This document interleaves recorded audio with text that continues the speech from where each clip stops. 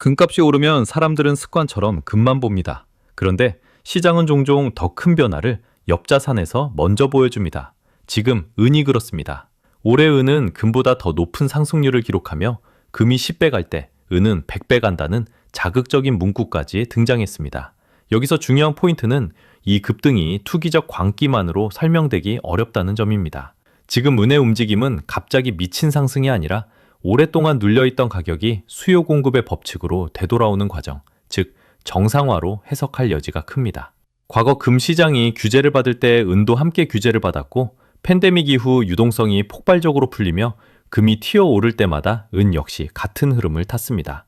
다만 은은 금보다 시장 규모가 작고 선물 파생 중심의 구조에서 가격이 더 쉽게 흔들리며 그만큼 눌림의 강도도 컸습니다. 그래서 지금 같은 국면에서 달러 가치가 약해지고 금리 인하 기대가 붙고 안전자산 선호가 살아나면 금도 오르지만 은은 더 가파르게 움직이는 특성을 보입니다. 특히 최근처럼 달러가 약세로 전환되는 순간 귀금속 전반에 자금이 들어오는데 은은 작은 시장이라는 구조적 이유 때문에 탄성이 커집니다. 하루에 2~3%는 기본이고 상황이 격해지면 10% 안팎까지도 흔들리는 자산이 은입니다. 그래서 일반 투자자 입장에서는 왜 이렇게 빨리 오르지가 아니라 이 자산은 원래 이런 변동성을 가진다가 먼저입니다. 하지만 변동성이 크다고 해서 본질이 없는 건 아닙니다. 시장이 말하는 것은 단순합니다. 첫째, 통화량이 늘수록 실물자산 가격은 결국 반응합니다. 둘째, 금이 움직이면 은은 지연 이후 따라붙는 경향이 강합니다. 셋째, 지금은 그 지연이 끝나고 따라붙는 구간일 가능성이 큽니다. 오늘은 이 흐름의 입구를 정리하는 단계입니다. 다음 파트에서는 은이 왜 금보다 더 깊게 눌렸는지, 그리고 그 눌림이 어떤 구조에서 만들어졌는지를 본격적으로 해부하겠습니다. 은이 금보다 더 빠르게 치솟는 장면을 보면서 많은 분들이 은이 원래 이렇게 강한 자산이었나? 라고 묻습니다. 제 답은 단순합니다. 강해졌다기보다 너무 오래 눌려 있었다가 정확합니다. 은은 금과 함께 귀금속으로 분류되지만 가격이 형성되는 방식은 금보다 훨씬 종이화되어 있고 그 구조가 은의 저평가를 오래 지속시켜 왔습니다. 핵심은 선물, 증서, ETF 같은 종이 상품이 만들어내는 거래량이 실물 흐름을 압도하는 구간에서 가격 결정권이 실물 보유자가 아니라 파생시장의 유동성 공급자에게 넘어간다는 점입니다. 금도 종이 시장의 영향이 큽니다. 그러나 은은 시장 규모가 작고 실물의 유통량 대비 파생 상품이 훨씬 크게 부풀어질 때 가격이 더 쉽게 관리됩니다. 그리고 관리가 가능한 시장은 언제나 같은 패턴을 보입니다. 가격이 오르려는 시점마다 과도한 매도 물량이 출현하고 시장은 이유 없는 하락을 반복합니다. 투자자들은 변동성에 지쳐 떠나고 그 사이에 누군가는 낮은 가격대에서 실물을 샀습니다. 결국 가격이 장기간 눌린다는 것은 단순한 우연이 아니라 구조적으로 그렇게 만들 수 있는 시장이라는 뜻입니다. 특히 은은 귀금속이면서 동시에 산업금속입니다. 이 이중성은 원래라면 프리미엄을 주는 요소입니다. 산업 수요가 받쳐주는 귀금속이면 하방이 단단해져야 맞습니다. 그런데 현실은 반대였습니다. 왜냐하면 은의 산업 수요는 실물 부족을 만들 때까지는 가격에 즉시 반영되지 않기 때문입니다. 파생시장이 가격을 먼저 결정하고 실물은 뒤늦게 따라가며 그 간극이 커질수록 은은 항상 싸다는 인식이 고착됩니다. 이 인식이 고착되면 더 많은 투자자들이 금으로만 몰리고 은은 더 소외됩니다. 바로 그 소외가 과소평가의 시간을 길게 만들었습니다. 여기서 중요한 포인트가 하나 더 있습니다. 은은 금보다 공급 조절이 어렵습니다. 금은 금광에서 주로 생산되지만 은은 상당 부분이 구리, 아연, 금 같은 다른 금속을 재련하는 과정에서 부산물로 나옵니다. 즉, 은 가격이 올랐다고 해서 은을 더 캐자라고 바로 생산을 늘릴 수 있는 구조가 아닙니다. 그럼에도 가격이 눌려 있었다는 건 결국 실물의 희소성이 가격에 반영되지 못하도록 만드는 가격 결정의 병목이 있었다는 뜻입니다. 다음 파트에서는 이 병목이 어떻게 무너지고 있는지, 즉 선물 시장에서 실물 인도 요구가 늘어나면서 종이 시장이 더 이상 마음대로 가격을 누르기 어려워지는 메커니즘을 짚겠습니다. 정상화는 감정이 아니라 구조가 만드는 결과입니다. 은 시장이 본격적으로 달라지는 지점은 한 가지입니다. 가격을 내리면 끝이 아니라 내린 가격에 실물을 내줘야 하는 상황이 늘어나는 순간입니다. 그동안 선물 시장은 대부분 만기 때 현물 인도로 끝나지 않았습니다. 투자자들은 롤오버를 선택했고 시장의 99% 이상이 종이로만 순환했습니다. 이런 구조에서는 파생 시장의 거래량이 가격을 결정하고 실물 시장은 뒤늦게 따라가게 됩니다.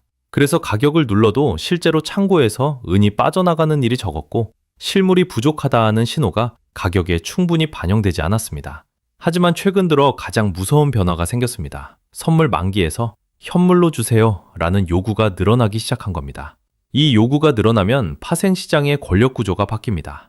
왜냐하면 선물은 원칙적으로 만기 시 인도가 전제된 계약이기 때문입니다. 평소에는 계약이 종이로만 돌다가 어느 순간부터 물건을 실제로 달라는 주문이 증가하면 그때부터는 가격을 인위적으로 내리는 행동 자체가 위험해집니다. 예전엔 가격을 내리면 시장 심리가 꺾이고 투기 세력이 빠지고 다시 가격이 눌린 상태가 유지됐습니다. 그러나 이제는 가격을 내리는 순간 그럼 그 가격에 실물 주세요라는 요구가 더 커질 수 있습니다. 즉, 가격을 누르는 행위가 오히려 실물 유출을 촉진하는 부메랑이 됩니다. 이때부터 종이 시장은 갑자기 겁을 먹습니다. 여기서 중요한 연결고리가 하나 더 있습니다. 은은 미국 선물 시장과 런던 현물 시장이 오랜 기간 함께 가격을 주도해왔다는 점입니다. 선물은 미국, 현물은 영국이 장악하고 두 시장이 조율되면 가격을 관리하기가 상대적으로 쉬웠습니다. 하지만 실물 인도 요구가 늘어나면 미국 선물 시장의 재고가 빠르게 줄고 부족분을 채우기 위해 런던 현물에서 은이 이동하기 시작합니다. 문제는 그 런던 현물도 이미 여유가 넉넉하지 않다는 데 있습니다. 즉, 한쪽의 부족이 다른 쪽의 부족을 불러오고 둘 다 얇아지는 순간 시장은 가격 통제보다 물량 확보가 최우선이 됩니다. 이때부터 가격 결정의 중심은 파생의 호가창이 아니라 창고의 재고와 물류로 이동합니다. 이 변화가 왜 중요하냐면 은시장의 본질이 수요가 늘면 가격이 오르는 단순한 구조가 아니라 수요가 늘면 재고가 줄고 재고가 줄면 종이시장이 방어를 포기하며 그 순간 가격이 수직으로 뛸 수 있는 구조이기 때문입니다. 시장에서 말하는 유동성 압박이 바로 이것입니다. 평소엔 매도 물량이 호가창에 존재하지만 어느 순간 매도자가 사라지고 매수자만 남으면 가격은 계단이 아니라 엘리베이터처럼 움직입니다. 은은 금보다 규모가 작아서 이 현상이 더 빠르고 더 크게 나타납니다. 다음 파트에서는 이 실물 부족이 단기 뉴스가 아니라 지난 수년간 누적된 구조적 적자에서 비롯되었다는 점, 그리고 왜 공급이 쉽게 늘지 못하는지를 숫자와 구조로 정리하겠습니다. 은 시장을 한 문장으로 요약하면 이렇습니다. 지금의 급등은 단기 이슈가 아니라 수년간 누적된 부족분이 한꺼번에 표면화되는 과정입니다. 실물 인도 요구가 늘어나며 종이 시장의 방어력이 떨어졌다는 건 트리거에 가깝고 그 트리거를 당길 만큼 시장 체력이 이미 약해졌던 근본 이유는 구조적 공급 부족, 즉 매년 반복되는 수요 초과입니다. 영상에서 반복적으로 강조하는 핵심은 지난 5년간 은 수요가 공급보다 꾸준히 많았고 그 결과 시장의 재고가 지속적으로 깎여왔다는 점입니다. 통상 은의 연간 공급은 채굴과 재활용을 합쳐 대략 10억 온스 안팎으로 설명됩니다. 그런데 최근 수요는 11.5억, 12억 온스로 커지며 매년 1.5억, 2억 온스가 부족한 상태가 누적되고 있다는 논리죠. 이 매년 1도 2억 온스의 적자는 단순한 숫자가 아닙니다. 이것은 시장 바닥에 깔려있던 재고가 매년 그만큼 소모되고 있다는 뜻이고 결국 어느 순간 재고가 임계점 아래로 내려가면 작은 충격에도 시장이 멈칫하고 가격이 튀는 구간에 들어갑니다. 바로 인도 런던에서 동시에 물량이 빡빡해졌다는 사례가 이런 구조적 적자의 결과로 제시됩니다. 은이 더 위험한 이유는 금과 달리 가격이 오르면 공급이 곧바로 늘어나기 어려운 구조를 갖고 있기 때문입니다. 금은 금광에서 생산 비중이 크고 금값이 오르면 채굴 확대나 프로젝트 재가동이 비교적 직접적으로 반응합니다. 반면 은은 상당 부분이 구리, 아연, 금 같은 다른 금속을 재련하는 과정에서 부산물로 생산됩니다. 즉, 은 가격이 올랐다고 해서 은만 단독으로 증상 결정을 내리기가 어렵습니다. 구리 생산이 늘어야 부산물 은도 늘고 아연납 재련량이 늘어야 은도 늘어나는 식입니다. 이 구조에서는 공급의 가격 탄력성이 낮아지고 수요가 조금만 가파르게 늘어도 부족분이 쉽게 메워지지 않습니다. 재활용 측면에서도 금과 은의 차이는 큽니다. 금은 단가가 높아 전자제품 등에서 회수하는 경제성이 성립합니다. 그래서 한번 사용된 금도 다시 돌아오는 비중이 상대적으로 의미 있게 작동합니다. 그러나 은은 단가가 낮아 회수 비용이 더 커지는 경우가 많고 그 결과 재활용이 금처럼 활발하게 돌아가기 어렵다는 점이 지적됩니다. 이 말은 곧 수요가 늘어나는 국면에서 공급이 따라오지 못할 가능성이 높다는 뜻입니다. 여기까지가 시장의 바닥 체력입니다. 즉, 은은 수요가 늘어나고 있는 데 비해 공급은 구조적으로 경직되어 있고 그 차이가 해마다 누적되며 재고를 잠식해왔습니다. 그래서 이제 선물 만기에서 실물 인도 요구가 늘어나기 시작하면 그동안 숨겨져 있던 부족이 가격으로 한꺼번에 튀어나올 수 있는 겁니다. 다음 파트에서는 수요 측면을 더 구체적으로 들어갑니다. 왜 은이 단순한 귀금속이 아니라 태양광, 전기차, AI 데이터 센터, 고급 반도체, 5G의 핵심 산업 자원으로 재분류되고 있는지, 그리고 이 수요가 어떤 속도로 커질 수 있는지를 정리하겠습니다. 많은 분들이 은을 아직도 금의 그림자로만 봅니다. 결혼 예물, 장신구, 금값 따라 움직이는 변동성 자산. 그런데 지금 은을 그런 프레임으로만 해석하면 시장의 본질을 놓칩니다. 영상이 던지는 핵심 메시지는 명확합니다. 은은 더 이상 단순 귀금속이 아니라 재생에너지, 전기차, AI, 데이터 센터, 고급 반도체, 5G 인프라에 필수적으로 들어가는 산업의 핵심 자원이라는 겁니다. 이 전환이 왜 중요하냐면 투자 수요는 심리가 꺾이면 빠르게 식을 수 있지만 산업 수요는 생산 라인과 공급망에 묶여 있어서 끊기기 어렵기 때문입니다. 즉, 은 수요의 성격이 선택적 소비에서 강제적 조달로 바뀌고 있다는 뜻입니다. 은의 물성은 모든 금속 중 전기 전도성과 열 전도성이 가장 뛰어나다고 알려져 있습니다. 전기를 더 빠르고 효율적으로 전달해야 하는 고급 제품일수록 은의 사용 비중이 높아집니다. 결국 기술이 고도화될수록 전력 효율이 중요해질수록 데이터 처리량이 커질수록 은은 더 깊숙이 들어갑니다. 여기서 수요를 실제로 끌어올리는 3대 축이 제시됩니다. 첫째는 태양광 패널입니다. 태양광은 단순한 유행이 아니라 국가 에너지 정책과 직결됩니다. 설치량이 늘면 은 사용량도 늘어날 수밖에 없습니다. 특히 기술적 대체가 충분히 빠르게 진행되지 않으면 설치량 증가가 곧바로 은 수요 증가로 전가됩니다.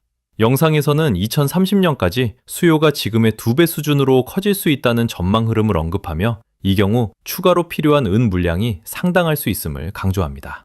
둘째는 전기차와 하이브리드입니다. 내연기관차에도 은이 들어가지만 전기차는 전장 부품과 전력 제어 시스템이 복잡해지면서 은 사용량이 더 늘어납니다.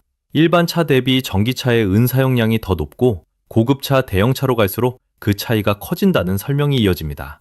더욱이 시장에서는 전기차 캐즘 같은 일시적 둔화가 있어도 장기 추세는 전동화로 향합니다. 그리고 하이브리드는 전기차 못지않게 빠른 속도로 확산될 수 있는 구간에 들어와 있습니다. 결국 차량 판매 대수가 늘고 전동화 비중이 늘면 은의 산업 수요는 구조적으로 상승 압력을 받습니다. 셋째는 AI, 데이터 센터, 고급 반도체, 5G 인프라입니다. 이 영역이 특히 무서운 이유는 성장률도 크지만 무엇보다 절대 사용량이 커질 수 있기 때문입니다. 서버, 냉각, 전력 분배, 통신 장비 등에서 고효율 전도 소재가 요구되는 구간이 늘어나면 은 수요는 단순히 꾸준히 늘어나는 수준을 넘어 공급을 압박하는 쪽으로 작동합니다.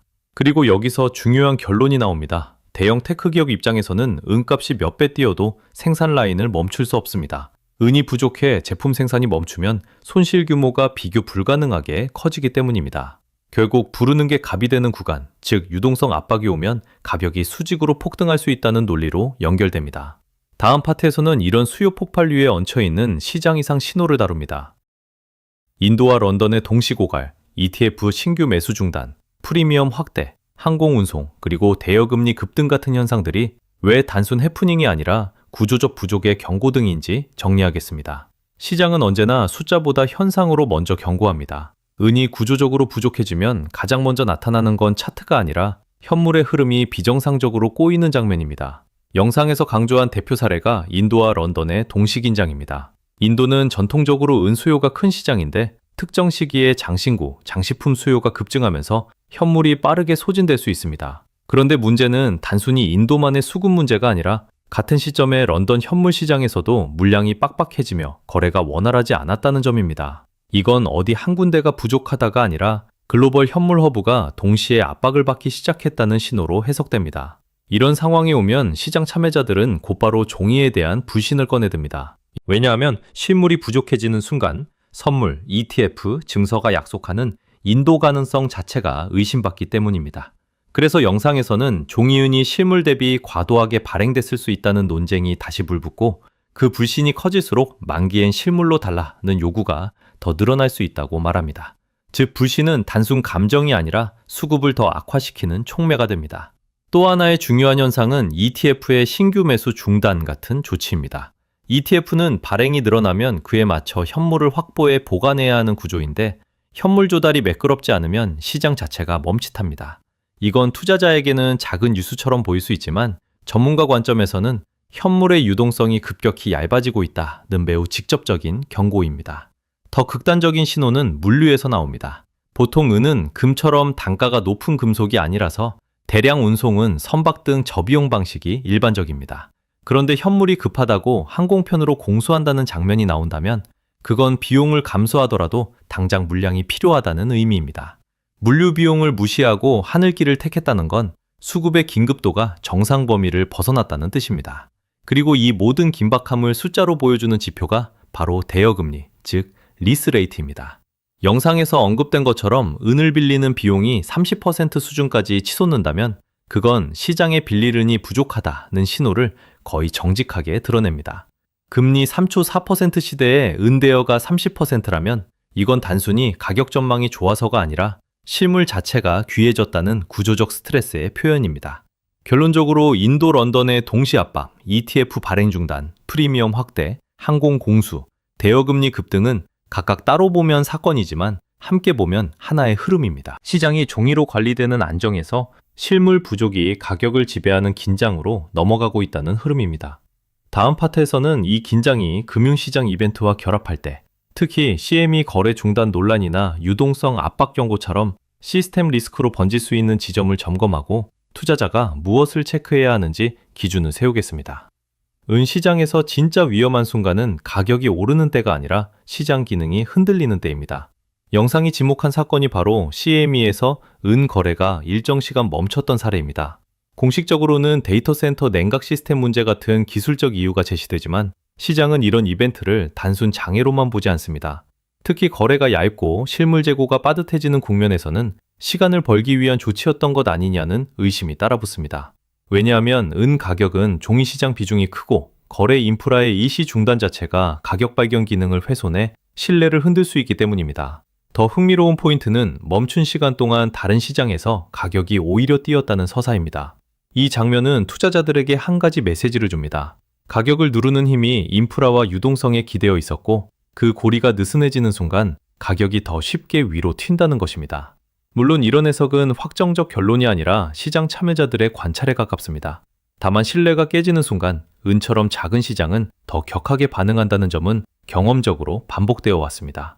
여기서 연결되는 개념이 유동성 압박입니다. 평소에는 매도 매수가 호가창에 일정하게 존재하지만 어느 순간 매도자가 사라지고 매수자만 남으면 가격은 계단이 아니라 수직선처럼 움직입니다. 은은 금보다 시장 규모가 작고 실물 인도 요구가 늘어날수록 종이 유동성이 위축되기 쉬워 이런 압박이 더 빠르게 나타납니다.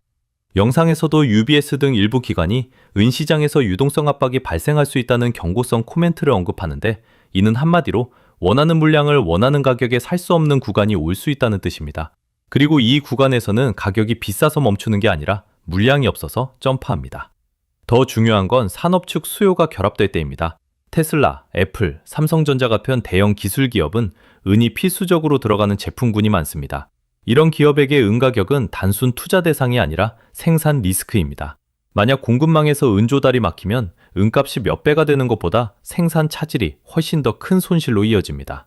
그래서 실물 타이트닝이 심해지면 부르는 게 갑이 되는 구간이 생길 수 있고 이것이 은의 급등을 단순 투기 프레임이 아니라 산업 필수제의 병목 관점으로 보게 만드는 이유입니다. 투자자 입장에서 체크리스트는 분명합니다. 첫째, 선물 만기에서 인도 요구가 늘어나는지. 둘째, 현물 프리미엄과 대여금리가 비정상적으로 튀는지. 셋째, 거래소, ETF 등 시장 인프라에서 신규 발행 중단, 거래 지연, 주정 변경 같은 신호가 나오는지입니다. 이런 신호가 겹치면 은은 완만한 상승이 아니라 점프로 움직일 가능성이 커집니다. 다음 파트에서는 이 흐름이 지정학과 정책과 결합할 때 공급 충격이 어떻게 증폭될 수 있는지, 그리고 금은 비율을 실전 지표로 어떻게 활용할지 정리하겠습니다. 은 시장을 단순히 차트로만 보면 변동성 큰 귀금속입니다. 하지만 공급망과 정책으로 보면 전략 자원입니다. 영상이 강조한 지점도 여기입니다. 실물 부족이 구조적으로 누적되는 상황에서 국가 정책이 은을 전략 자원으로 재분류하기 시작하면 시장은 단순한 수급을 넘어 공급 충격 국면으로 들어갈 수 있습니다. 특히 은은 산업용 비중이 높아 국가가 에너지, 첨단 산업, 안보 관점에서 관리하려는 유인이 커집니다. 금은 주로 가치 저장과 금융자산 성격이 강하지만 은은 태양광, 전기차, AI 데이터 센터, 통신 인프라로 이어지는 실물 산업의 혈관이기 때문입니다. 그래서 정책이 개입하는 순간 가격은 수요 증가만이 아니라 공급 통제에도 반응합니다. 영상에서 제시된 대표 사례가 미국과 중국의 움직임입니다. 미국이 은을 국가 핵심 자원 관점으로 바라보기 시작하면 정부 조달, 비축, 수입 다변화, 산업보호 논리가 강화됩니다. 이 자체가 시장에는 두 가지 신호를 줍니다. 첫째, 앞으로 은이 부족해질 가능성을 국가도 인정했다는 신호. 둘째, 민간이 원하는 방식대로 조달이 안 될 수 있다는 신호입니다. 즉, 시장이 자유롭게 흘러가던 물량이 어느 순간 정책의 울타리 안으로 들어갈 수 있다는 뜻이죠. 이런 분위기에서는 현물 프리미엄이 붙고 기업들은 더 공격적으로 장기 계약을 잡으려 하며 투자 수요까지 합쳐져 가격 탄성이 커집니다. 여기에 중국이 수출 허가제 같은 통제를 도입하면 이야기는 더 직접적입니다. 핵심은 공급이 줄어들 수 있다가 아니라 공급 경로가 불확실해진다는 점입니다. 은은 글로벌 공급망에서 특정 국가 비중이 작지 않고 특히 산업용 수요가 빠르게 늘어나는 구간에서 수출 규제, 허가제, 쿼터 같은 조치는 시장 심리를 즉시 자극합니다. 허가제는 형식상 관리지만 시장은 종종 그것을 사실상의 제한으로 해석합니다. 그 결과 나타나는 현상이 공급 충격입니다. 물량이 실제로 줄지 않더라도 줄 수 있다는 가능성만으로 기업과 트레이더는 먼저 재고를 쌓고 재고가 쌓이면 현물은 더 얇아지고 얇아진 현물은 다시 가격 급등을 부릅니다. 즉 정책은 현실을 바꾸기 전에 기대를 먼저 바꾸고 기대는 물량을 먼저 바꿉니다. 또 하나의 연결고리는 달러 흐름입니다. 금리 인하 기대와 달러 약세가 겹칠 때 귀금속 전반이 강해지는데 은은 여기서 레버리지 자산처럼 반응합니다. 시장 규모가 작아 같은 자금 유입에도 더 크게 움직이고 동시에 정책 리스크가 공급을 조이면 위로의 변동성이 강화됩니다. 그래서 지금 국면에서는 은이 올랐으니 끄지 아니라 올라서 정책이 더 민감해지고 정책이 민감해져서 공급이 더 빡빡해질 수 있는 순환 구조를 경계해야 합니다. 투자자 관점에서 체크해야 할 것은 단순 뉴스가 아니라 정책의 방향성입니다. 핵심 자원 지정, 수출 허가 규제, 비축 확대, 관세, 검역, 통관 강화 같은 조치가 나오면 은은 단기 급등 후 조정이 와도 구조적 프리미엄이 남을 수 있습니다. 다음 파트에서는 이런 거시 정책 흐름 속에서 실전 지표로 가장 자주 쓰이는 금은비를 어떻게 해석하고 어떤 구간에서 위험 신호와 기회 신호가 갈리는지 정리하겠습니다. 은 투자에서 가장 많이 오해되는 지표가 있습니다. 바로 금은비, 즉 금 가격을 은 가격으로 나눈 비율입니다. 많은 분들이 금은비가 높으면 은이 싸다라고만 단순 해석합니다. 그런데 전문가 관점에서는 금은비는 단순 저평가 지표가 아니라 경기 국면과 위험 선호, 그리고 유동성 스트레스를 동시에 반영하는 체온계입니다. 영상이 강조한 핵심도 같습니다.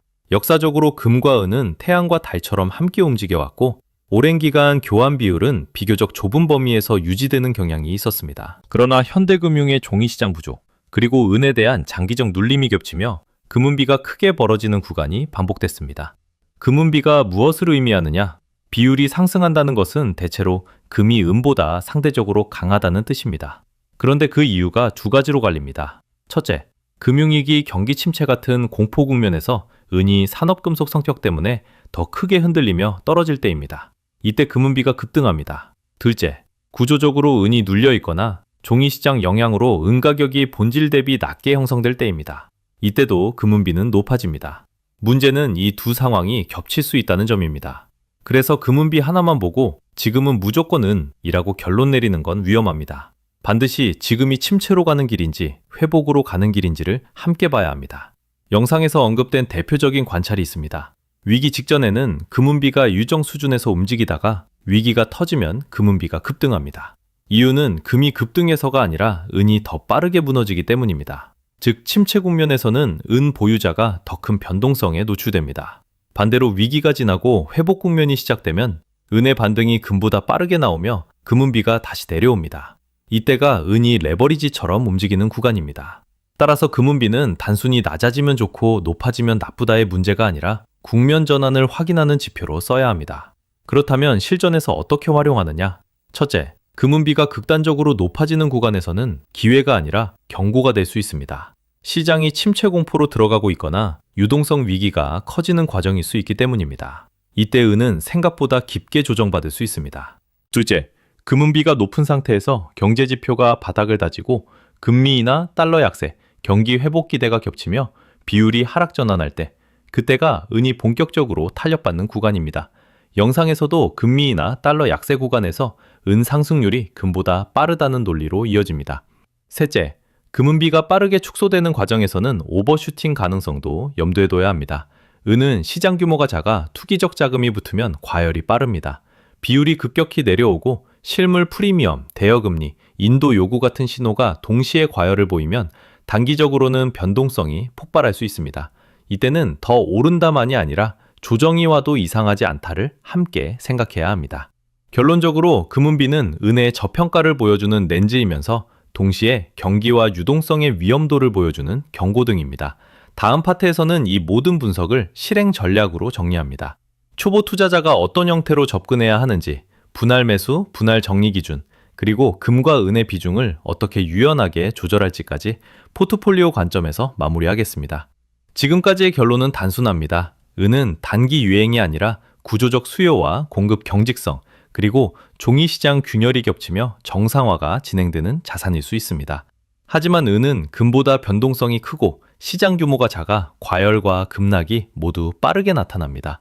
그래서 투자 전략은 반드시 보수적이어야 합니다. 영상이 일관되게 강조하는 실행 원칙은 두 가지입니다. 첫째, 초보일수록 실물 중심으로 접근하라. 둘째, 어떤 경우에도 분할로 들어가고 분할로 나와라. 먼저 형태 선택입니다.